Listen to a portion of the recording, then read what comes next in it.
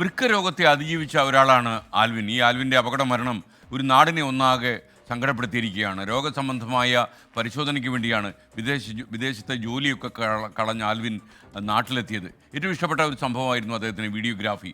അത് ചെയ്യുന്നതിനിടയിലാണ് ഇന്നലെ promotional capsule shoot ചെയ്യുന്നതിനിടയിലാണ് ഈ അപകടം ഉണ്ടായതും ആൽവിൻ്റെ അന്ത്യം സംഭവിച്ചതും.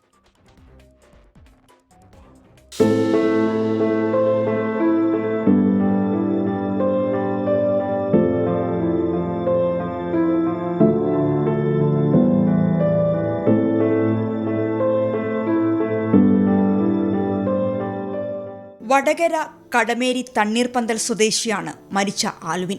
സുരേഷ് ബാബു ബിന്ദു ദമ്പതികളുടെ ഏക മകൻ. സാധാരണ കുടുംബം. 15-ാം വയസ്സിൽ ആൽവിന്റെ 2 വൃക്കകളും തകരാറിലായി. വൃക്ക മാറ്റിവെക്കൽ ശസ്ത്രക്രിയയിലൂടെ ജീവിതം മുന്നോട്ട്. വീഡിയോഗ്രാഫി ഏറെ ഇഷ്ടമുള്ള ആൽവിൻ വിദേശത്തും ഇതേ ജോലി തന്നെയായിരുന്നു ചെയ്തിരുന്നത്.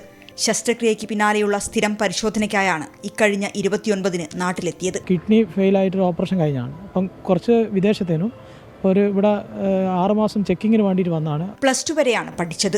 വീഡിയോഗ്രാഫി പഠിച്ചത് സ്വന്തമായും യൂട്യൂബിന്റെയും സഹായത്തോടെ. പരിശോധനയ്ക്ക് ശേഷം വിദേശത്തേക്ക് തിരികെ പോകാനിരിക്കെയാണ് മുൻപ് ചെയ്ത സ്ഥാപനത്തിന്റെ പ്രൊമോഷൻ വീഡിയോ ചെയ്യാനായി വെള്ളയിലെത്തിയത്. ഏറ്റവും പ്രിയപ്പെട്ട ജോലി ചെയ്യുന്നതിനിടയിലാണ് വാഹനാപകടത്തിന്റെ രൂപത്തിൽ മരണമെത്തിയത്. 24 കോഴിക്കോട്.